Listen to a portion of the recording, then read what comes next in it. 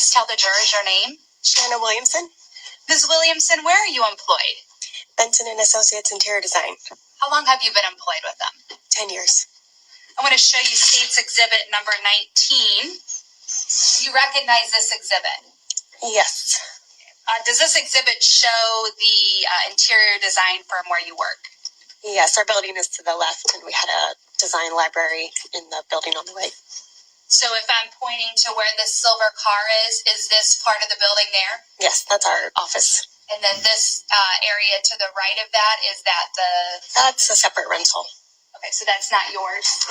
The gray building on the right is the design library. Over here? Yes. Okay. And which door is it? It was the far right door. I'm not sure if you can see the door right there. To behind this tree somewhere? Yes. Okay. And are those still your offices today? The building on the left is, yes, but the building on the right no longer is our office. Okay. And you're still employed there? Yes. Can you tell us what exhibit number that is? Sure. It's State's Exhibit 19. Thank you. I want to take you back to October 7th of 2019. Were you working on that day? Yes. What time did you get to work? Probably 7:15, 7:30 a.m. Now, did anything happen once you arrived to work? I was in the office, and we had a design librarian at the time in the building to the right, and she was in there. She called us from the phone to the office on the other side, and she said, there's a commotion next door. Someone has hit one of my coworkers' cars, looks like a fender bender, and there's an argument. You guys should lock the doors and not come out.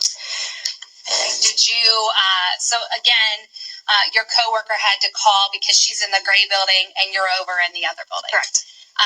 When she told you to lock the doors because of the commotion, did you lock the doors? No. What did you do? I went outside. I thought there was some type of a fender bender, so I wanted to go out and get insurance information for my coworker. What did you see when you got outside? As I was walking out the building, the girls in the office were telling me not to go outside because they had seen someone hit our neighbor next door, Mila.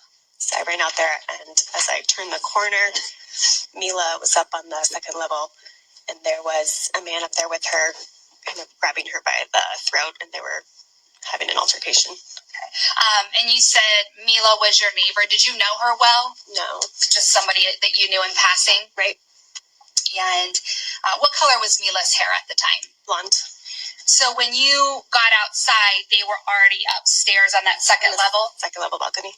Where were they at when you observed the man with his hand on her neck? Second level balcony. Okay, so were they, I'm just going to point to the picture here, were they closer to the stairs or more over They were farther to the right on the second level. And the man that you saw with his hand on her neck, could you describe what observations you made of him? Tall, was not wearing a shirt, was being very aggressive with her. Okay. And you say he's being aggressive. Could you just describe to the jurors what it was that you saw that caused you to determine he was acting aggressively? Yeah, when I walked around the corner, I had heard the girls in the office say, "Oh my God, he hit her." And as I walked around, I could see him holding her up against the window, and she was screaming, saying, "Help, he's trying to kill me." And I saw that, immediately shouted, "Stop, let her go. What are you doing?" And he turned around and saw me, and I think it caused an interruption. She was able to get away. So when he has his hand on her neck and she's yelling, "Help, he's trying to kill me," what type of voice was she yelling in? Screaming. Did she seem terrified? Yeah, very scared. And when you yelled at him, describe what he did. He turned around and he was in a way defending himself. I believe he said, "She hit me first," or I know he was trying to kind of defend his actions, basically. So when you yelled at him, did it cause him then to turn around and engage with you? Right. Once he engaged with you, was she able to get away? Yeah, so I was saying, "Run, like, come, run."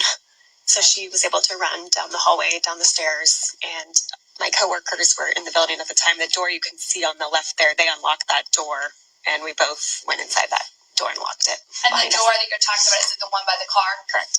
So you told her to run, she was able to run in, and then you locked the door? Right. And did you keep it locked until law enforcement came? We did. Did you ever see the man that was strangling her again at that moment? No, we did not see him again. We have a moment, Your Honor. You may. At this time, the state tenders a witness.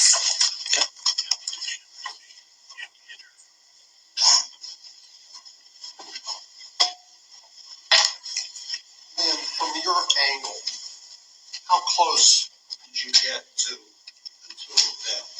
I was standing probably about where that silver car was. A little bit to the right, maybe. One on the left of the photo? Correct. And where were they? They were on the second level balcony. In the building in the back? The building in the back. Did you ever see him hit her? I did not. I don't recall seeing him hit her. Okay. Thank you.